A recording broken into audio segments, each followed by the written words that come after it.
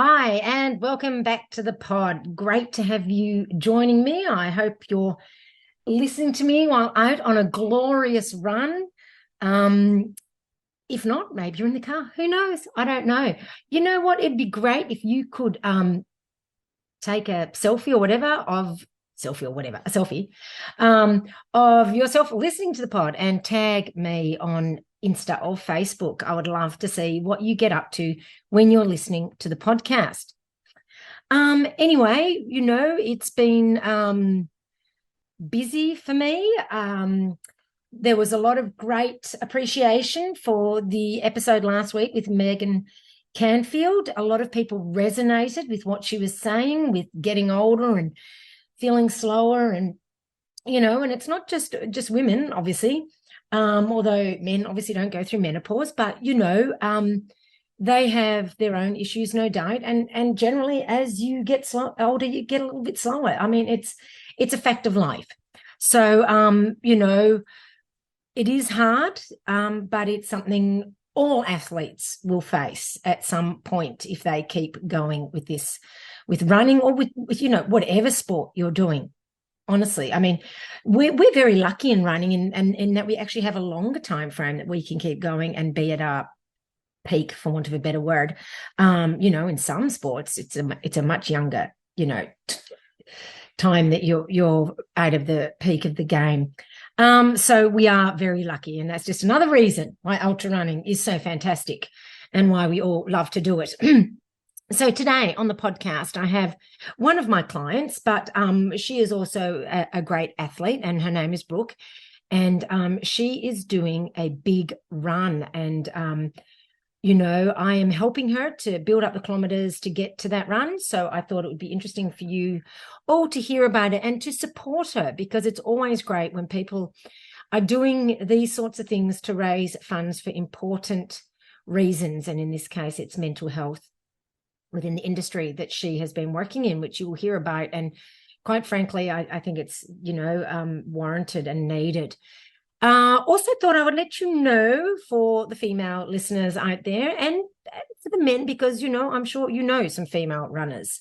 I have received a lot of feedback that women would like some more information about how to run and train and race a bit more in tune with their menstrual cycles. And I have put in a lot of work, a lot of research, a lot of study into creating a workshop that I will run online on Wednesday, the 22nd of February, starting at 7:00, and it will go for 2 to 3 hours, which I know is a late night.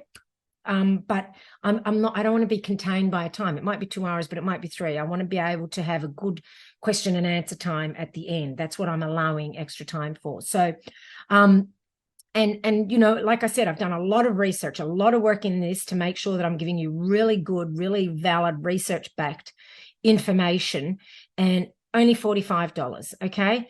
But you've got to register before the 5th of Feb. After that, the price goes up to $55. So the early bird price is $45. So go to the website and to find out more and to register. And I really think this will be an extremely helpful workshop for women, for learning how to properly get in tune with their cycle, rather than training and not understanding why some days feel like crap and other, really knowing what you should be doing and eating and those sorts of things in tune with your cycle. I am also now working on one for perimenopause and menopause. That's quite a bit more research and work. So bear with me. I'm working on that one, and that will be next. So like I said, I'm just hopefully creating things that you guys are asking for. Well, that's what it seemed to me. So yeah, go to the website, get on board, register now at the cheaper price. Don't leave it too late. Also, what else has been happening? I have been still recovering from my surgery. Running is still not quite right for me. I'm not really sure what's going on. Went to the doctor today to get some blood tests and those sorts of things going on to find out what's happening for me. So who knows? The human body is an amazing and intricate machine, and sometimes just the slightest little thing can have a larger impact. So that's why I'm sort of, doing my own due diligence and making sure that I'm not missing something along the way. And I always say, it's better to find out things and find out exactly what's going on with you rather than Dr. Googling it or second guessing or fearing the worst. It's better to know whether it's the worst or not. It's better to know so that you can, not that I think there's anything terribly wrong with me. It's better to know than to be conjecturing. And once you know, then you've got a game plan. And even if it comes back, nothing's wrong, well, then at least it's nothing wrong and you can move forward.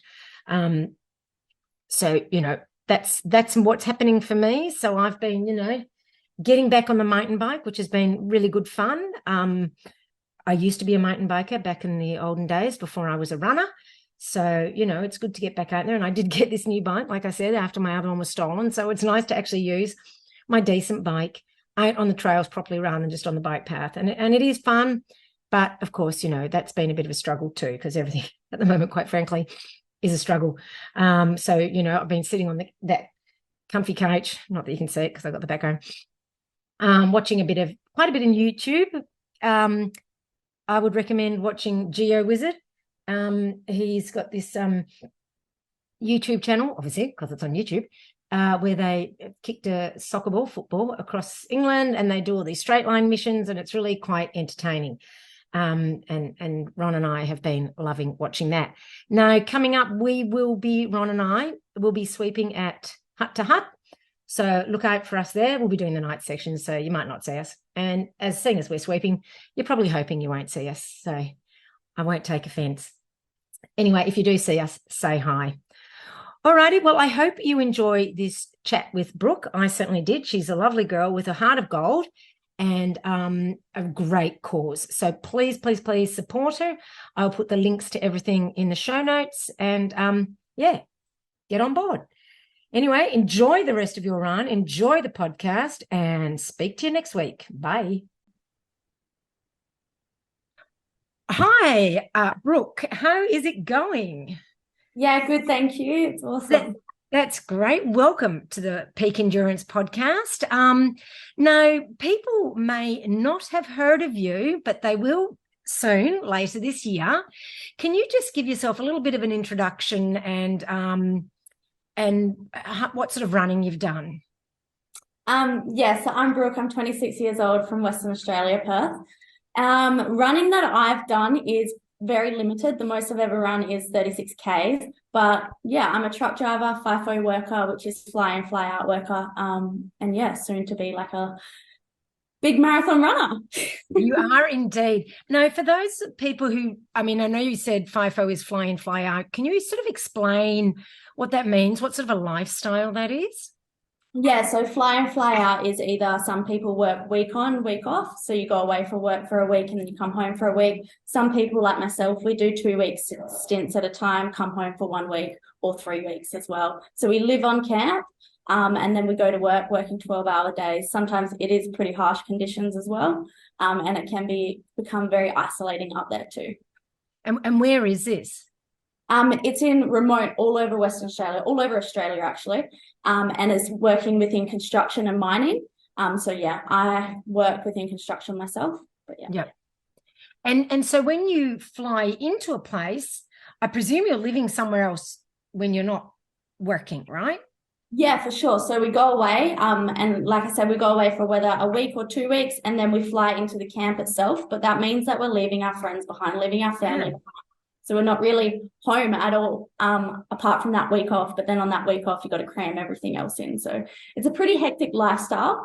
And for me personally, I just have to know my why I'm doing it, and that gets me through the days. Yeah, that would be a tough lifestyle. And you'd be like paying for accommodation or paying for where you live, but half the time you're not even living there. Yeah. So the site accommodation is like all paid for, and then they do everything and all that for us. But yeah, it's pretty much that. Yeah, that seems crazy. And then yes, that week when you're home, you're having to cram all the things in that everyone else normally does all the time into that short period of time. Yeah, and then honestly, there's some days where you just get so burnt out because you're trying to cram everything in, see your friends, see your family. And when you're on site, you miss out on so many activities. Like I've missed out on years of my nephew's life. I've missed out on like friend's birthday, my birthdays, just so many different celebrations, like weddings, funerals that you do miss out on. And yeah, that does get pretty tough. And also I'm guessing because you've been working 12-hour days, you need a bit of rest and recovery in that time too. You're absolutely knackered. Yeah. Yeah. And when you're there for 3 weeks, like, are you working 5 days or 6 days? What are you working? You're working the whole 7 days. Seven days for 3 weeks. Yeah. And you do get some companies, they give you 1 whole day RDO, which is like a rostered day off, sorry, that means. Yeah. Which is like halfway between the 3 weeks. Or some they just give you a 6-hour break, which is like a sleep in. But you think about it, if you get that sleep in, it kind of throws your body off for the next half of your swing. So it's like, do we have the sleep in? Do we not? Me personally, I just try keeping to my routine for the time. Wow, that is tough. I don't think that 1 week off is worth that kind of hard work. Yeah. Wow. So, okay. So the biggest run you've done before we met was 36 Ks. Yeah. And what was that?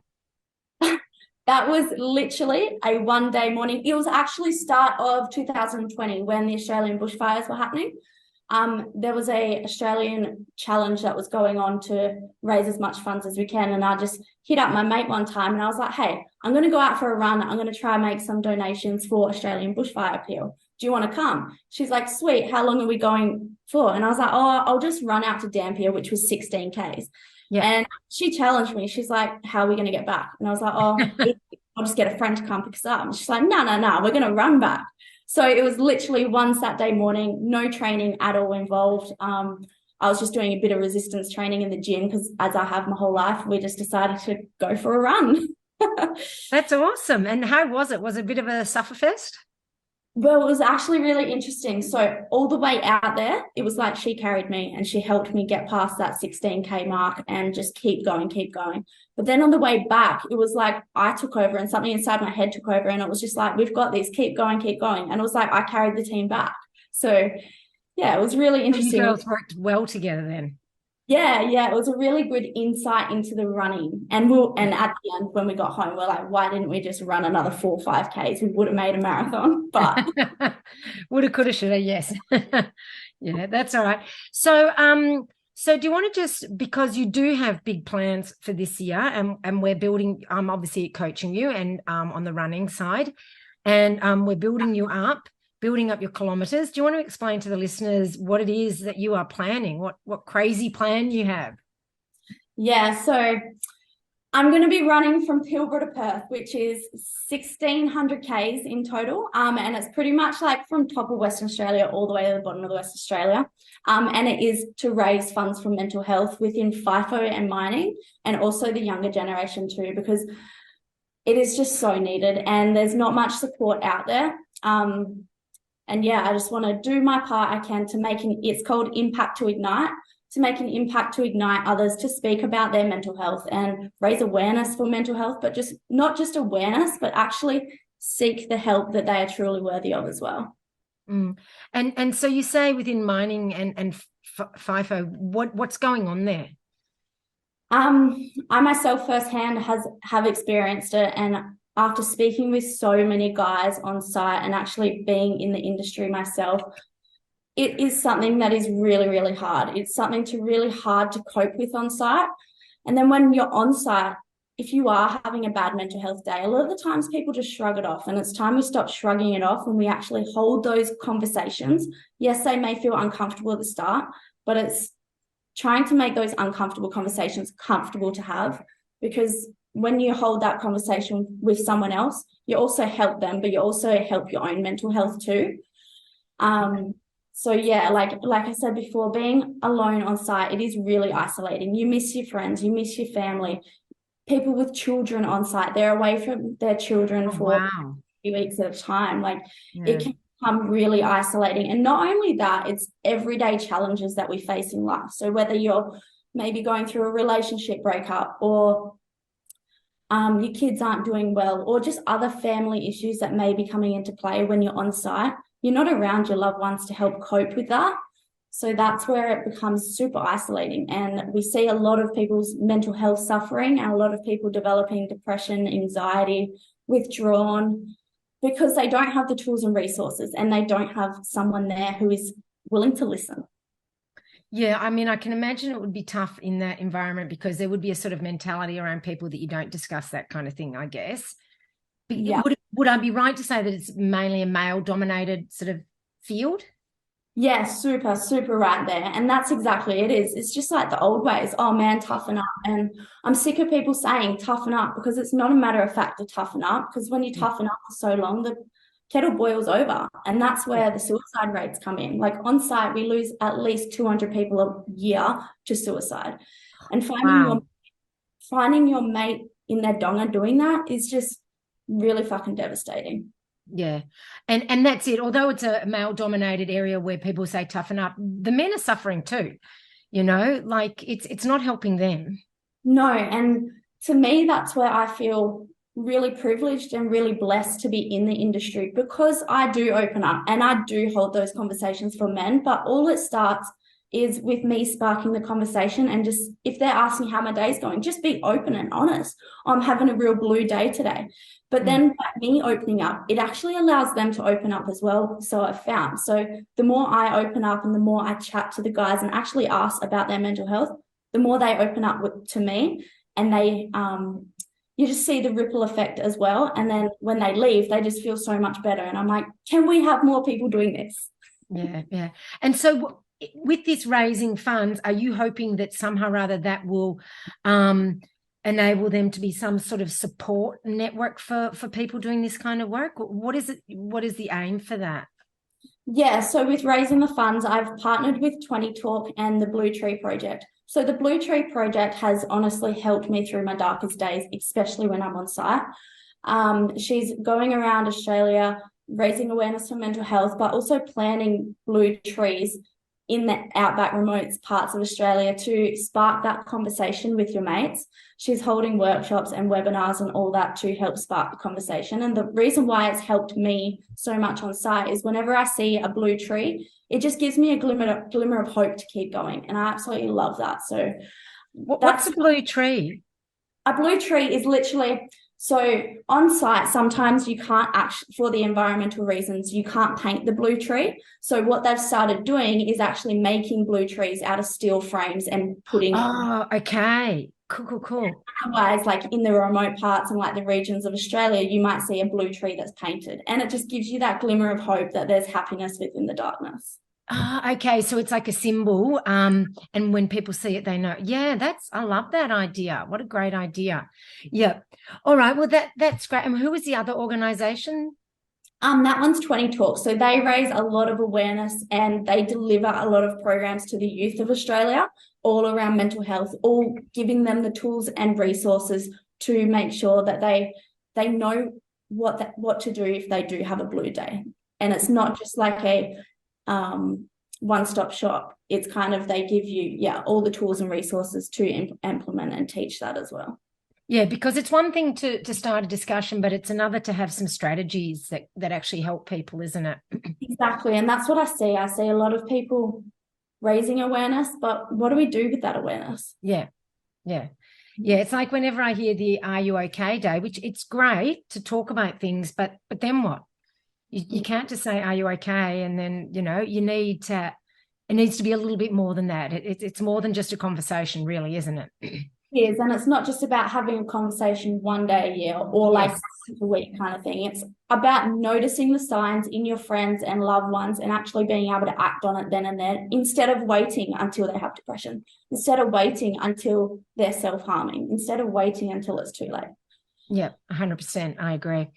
And you were talking also about it, you're wanting to do it to raise mental awareness, but you're also saying for young people, what's your focus there?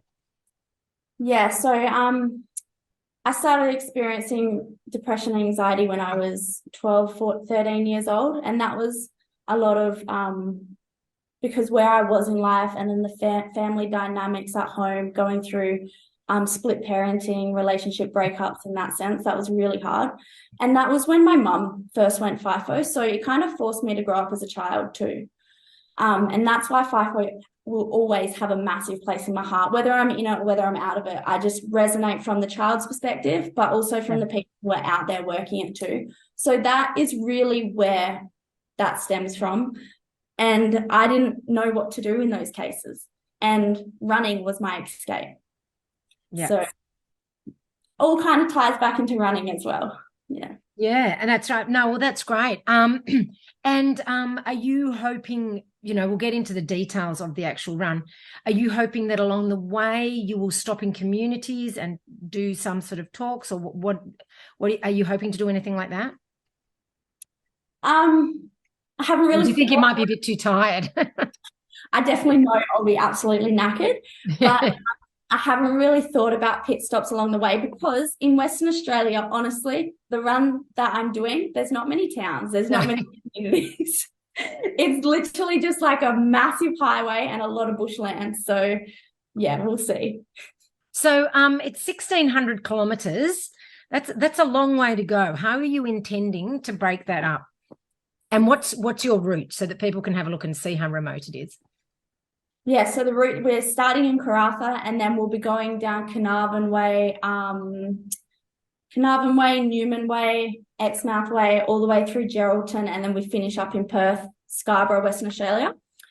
The plan of attack is to do it over 30 days, and that means I'll be running minimum 50 Ks a day. Ideally, it will be 70 Ks a day, but we just have to give or take if there's any injuries, any setbacks, and yeah. Are you scheduling in some rest days?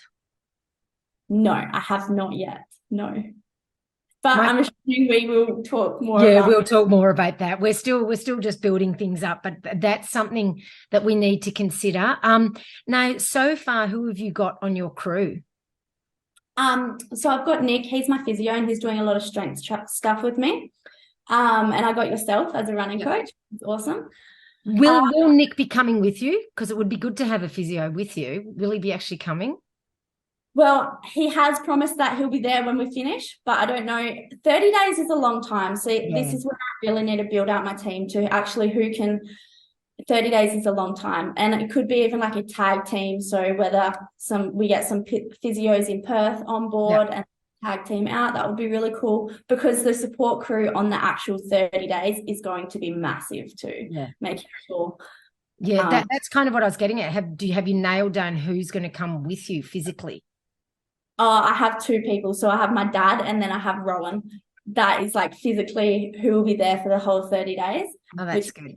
But other than that, no, not yet. That is what the next 2 or 3 months is all about, is just planning out those finer details of it, because the more I look into it, the more I'm like, well, this ain't just a Saturday morning run.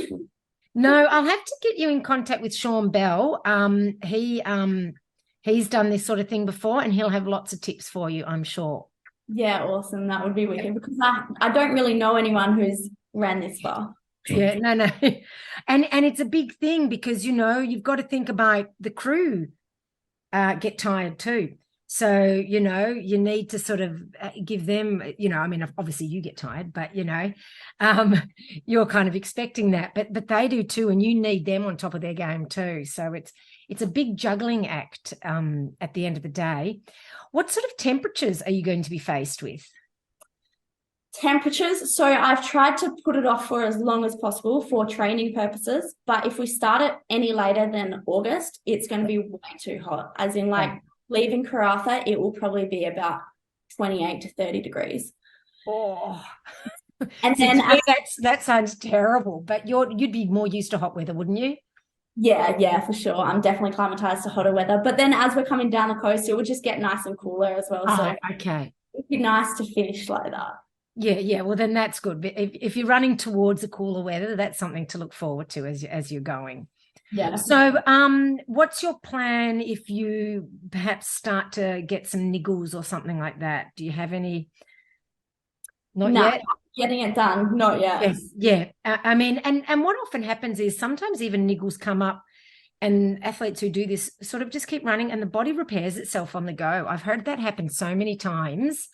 So the body is an amazing thing, basically. Yeah. And I think because I am starting to prep my body so far in advance, that is an advantage. Yeah. But yeah. And like we've spoken about with you've got the running, but you're also doing the weights and quite heavy weights, which I think really help to make your body strong and robust and resilient to the effects of lots of running. Is that how you've been planning the weights? Yeah, for sure. So I've kept my whole weight routine pretty much the same, dropped it back a little bit as I'm more increasing my running, but now I have a strength coach on board to take care of all that for me. But I've been training since I was 14 years old. Yeah. So my body is pretty strong in that sense. Yeah. And you would be, obviously you would be able to do them all correctly. So you're not working through the learning of the weights. That's something you've got, and there's no way your form would be off or anything like that. Yeah, for sure. So that is definitely one thing that I was like, yep, got that right. Now, another thing we were talking about recently was the concept of recovery, because it's so important as we're building the kilometers up. What are you doing for recovery as in your training, and then that you can maybe use after each day after you've finished running?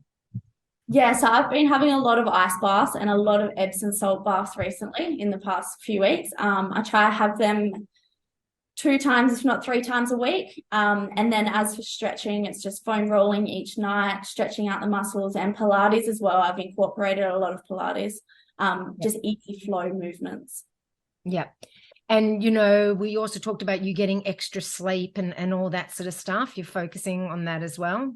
Yeah, so, and the more that we go on into this whole training phase, the more I'm actually going to have to say no to activities, which is like pull myself away from those social environments, because the importance of sleep on your body is one thing that I'm massively noticing.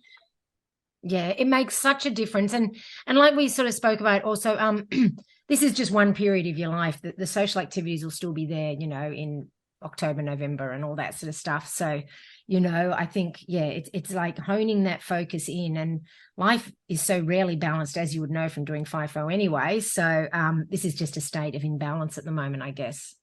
Yeah, and those who love me, those who know me, know that when I've set my mind to something, there's like no coming back from it. So they've just got to accept this phase of my life. It is what it is. And if they're there to support me, that's awesome. But otherwise, yeah, they know my mindset. I'm gone. and at the end of the day, the focus and the goal for you is an altruistic one. It's not like you're being selfish and just focusing on yourself. It's you're doing something for a purpose to help others. So exactly. That's what, whenever I'm running, that's exactly what I keep thinking about. The moments that I want to give up, the moments that I'm just like, oh, we'll just shave off a K for the day. It's the moments that I'm like, no, I'm doing this for other people. I'm doing this for a bigger reason. And that is the moment that like keeps me going for more. Yeah. And that's often said in running, is that why is what keeps you going, especially once you get into ultras. And is that what you're going to use during the actual event? Yeah, for sure. It's just always holding that reasoning why close to me. And then having a big supportive network of the FIFO crew as well has been a real big help too. Yeah, I can imagine that they would be really supportive. Now, you've started your own business, is that correct? Did you want to talk about that a little bit? Yeah, I have. I've started my own business, and it's been in the making for so many years. And to me, the reason why this whole thing actually has come about is about 4 months ago, I had a car accident. I was hit by a truck. And that just set something off inside of me that life's too short to be living. Like, what fucking thing impact do you want to leave in this world? And I've wanted to do this run for many, many years, but I've never done it, for the fear of failure, for the fear of other people's judgments, for the fear of not having the supportive network. But that's why I want to do this run. And another thing that I've been working on for years, but never actually actioned, was my online coaching business as well. So I've really launched that. And that is all about giving the tools and resources to learn to love yourself wholly in your body. And it's mainly targeted at teenagers and the younger in 20s Australian females. So we've recently just launched 2 programs, one called Girl Power Up and another one called Mindset for Females, because it ties back into that FIFO life. It is hard working out there, but you need to have the tools and the resources to make it a success for you. And also being female in a male-dominated environment, you're faced with so many more challenges as is. So what's the name of your business so people can have a look? It's just Brooke Emma Rose. And yeah, a lot more detail is on there, and it's brookeemmarose.com. You can find heaps more on there. Yep. All right. I'll put the link in the show notes for people who maybe aren't running and not able to write that down or forget it. I know what it's like when you're running, you think, oh, I want to do that. And then you go on to the next thing. So I'll put all the links for that in the show notes. Also, so that's great. And I mean, I'm sure you with this run, you're being really inspirational to many females as well, because, this is not an easy task, this run. No, it definitely isn't an easy task. And the reason why I absolutely love working with yourself is because you know a bit more about my background with my eating disorders and how my periods, and that is one thing that I really want to keep while I'm challenging myself and my body for this run as well. And it's one thing that you do really well is you take all that into consideration as a female, like keeping our whole body healthy. Yes. So it's very easy for women and girls, athletes and non-athletes, to get into that trap of losing weight and wanting to look a certain way, and then their bodies aren't healthy and can't really sustain themselves properly, and that can lead to many problems. And yeah, that's something we certainly don't want a runner to happen to. No, definitely not. And it's the importance of food. Like sometimes you get scared of food and eating, and it's just like, no, food is good for us, so eat more. Yes. When you're doing big runs like this, or any kind of running too. Yeah. And just in food is not the enemy, food is nourishment, and we've got to remember that's the way it is. And I mean, once you lose your period, then that means there's something not right with the body. It's not, I know some women sort of go, oh, thank God, but it's actually not a good thing, is it? No, it's not. And it's like the female is such a powerful body, and it's completely different to males. So therefore, one, we need to train it differently. And two, we need to learn to love it for everything that it can do for us, instead of hating on it and restricting it, how I spent years doing so. Yeah, exactly. And and a healthy female is a strong female, and that's what we want, lots of strong females out there. What I'm all about. Yeah, exactly. Now, if people want to donate to this amazing cause that you've got and to support you on your run, where would they go to do that?